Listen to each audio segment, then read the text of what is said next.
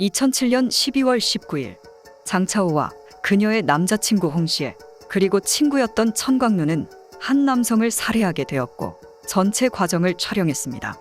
그들에게 무슨 일이 있었는지 그럼 사건 속으로 들어가 보겠습니다. 1988년 1월 14일 생인 장차오는 베이징 출신으로 어려운 가정 환경에서 자랐습니다. 그녀가 어릴 적 그녀의 부모님은 탄광에서 근무했었습니다. 하지만 그 탄광에는 더 이상 파낼 석탄이 없었고 그 회사는 파산 상태에 접어들게 되었고 그로 인해 부모님은 해고되었습니다. 대학에 진학한 후 그녀는 부모님의 부담을 덜기 위해 아르바이트를 찾기 시작했죠. 하지만 대부분의 아르바이트는 저임금이었고 육체적으로 힘든 일뿐이었습니다. 한 달 동안 일자리를 찾아봐도 그녀가 마음에 드는 일은 찾을 수 없었습니다. 빨리 돈을 벌고 싶었던 장차오는 여기저기 수소문 끝에 결국 나이트클럽에서 웨이트리스로 일하게 되었습니다. 그녀의 좋은 말솜씨 덕분에 금세 그녀의 단골 손님도 생기게 되었고 팁도 많이 받을 수 있었습니다. 얼마 후 그곳에서 그녀는 1982년생인 홍시애를 만나게 됩니다. 홍시애는 다른 직장에서 급여에 만족하지 못하고 결국 이곳으로 오게 되었죠. 그렇게 홍시애도 나이트클럽에서 웨이터로 근무하게 됩니다. 홍시애는 키가 크고 준수한 외모 덕분에 부유층 여성들에게 인기가 많았습니다. 장차오와 홍시애는 잦은 접촉으로 점차 친해지게 되었고 감정을 숨길 수 없었던 그들은 결국 사귀게 되었으며 동거를 하게 됩니다. 손쉬운 돈벌이에 익숙해진 두 사람은 나이트클럽을 그만두지 않았죠. 그 후 장차오는 공부를 게을리하고 남자친구와 함께 돈을 더 쉽게 벌 수 있는 방법만 생각하게 됩니다. 2007년 6월 장차오는 나이트클럽에서 피해자인 무웅장을 알게 됩니다.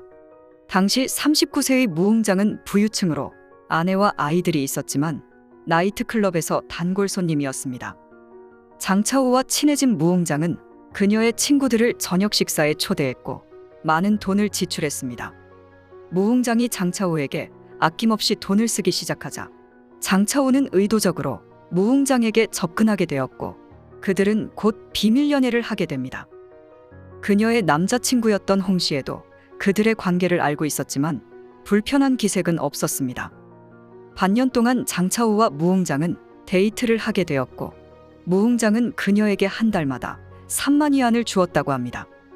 그 대가로 장차오는 무웅장의 가학적인 취향을 참아야 했습니다. 한 번은 무웅장이 그녀를 데리고 도박장을 갔었습니다.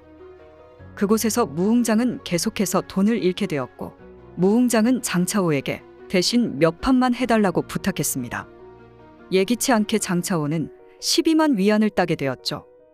하지만 무웅장은 그 돈을 모두 자신이 챙겼고 장차오에게는 보상으로 2만 위안만 주었습니다. 이때부터 장차오는 무웅장에게 불만을 가지기 시작했습니다. 그 후 무웅장은 장차오에게 자신의 은행에 300만 위안이 있다며 자랑했고 자신에게 잘 순종한다면 앞으로도 그녀에게 줄 돈이 부족하지 않을 것이라고 말했습니다. 장차오는 무웅장이 그렇게 많은 돈을 가지고 있으면서 자신이 도박으로 딴 돈을 왜 주지 않았는지 이해할 수 없었습니다. 결국 장차오는 무웅장에게 겪었던 굴욕과 돈에 대한 욕심으로 무웅장의 돈을 강탈할 계획을 세우기 시작합니다. 2007년 12월 초 장차오와 홍시애는 많은 논의 끝에 함께 범행에 가담할 사람을 찾기 시작했습니다. 그리고 홍시애는 친구 천광누에게 전화를 걸었습니다. 홍시애는 천광누에게 무웅장이라는 사람이 자신의 돈을 빌려간 후 갚지 않는다고 말했고 혼내줘야 할 것 같다고 거짓말을 하게 됩니다. 그는 천광누에게 도와주면 고맙겠다고 말했고 일정 금액을 주겠다고 약속했습니다. 결국 천광누는 이 제안을 받아들이게 됩니다.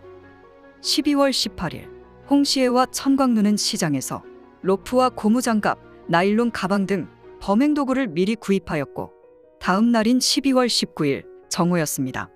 장차오는 무웅장에게 저녁에 모텔에서 만나자고 문자를 보냈습니다. 의심의 여지 없이 무웅장은 오후 8시쯤 장차오가 있는 곳으로 가게 됩니다.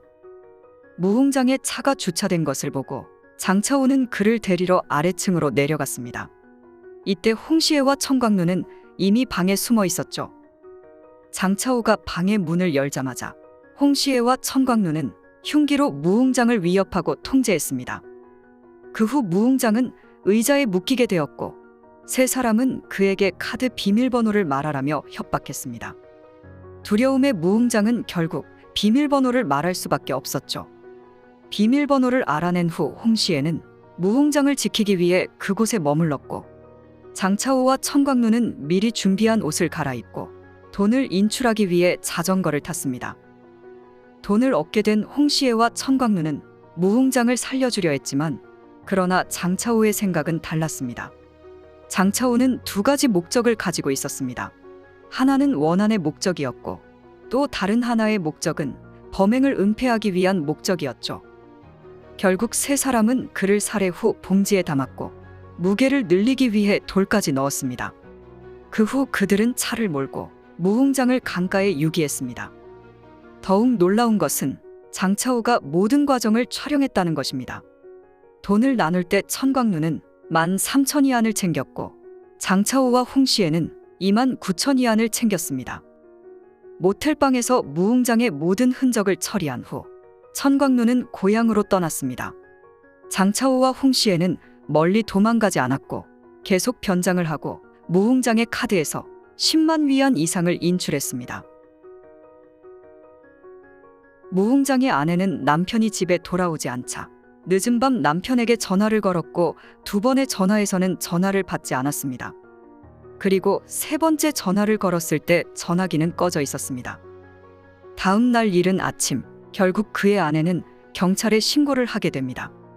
경찰의 조사가 시작되었고 나이트클럽에서 불과 300m 떨어진 외딴 도로에서 무웅장의 차량을 발견합니다. 마을 주민들은 그 차량이 그곳에서 2일에서 3일 동안 주차돼 있었다고 말했죠. 다음 날 주변을 수색하던 경찰은 강에서 무웅장의 시신을 발견하게 됩니다.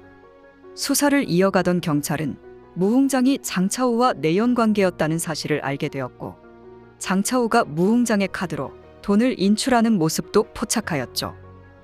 그렇게 12월 23일 장차오는 체포되었습니다. 그리고 이틀 뒤인 12월 25일 홍시애와 청광누도 연이어 체포되었습니다. 법정에 선 장차오는 무웅장에게 강간을 당했다고 주장하게 됩니다.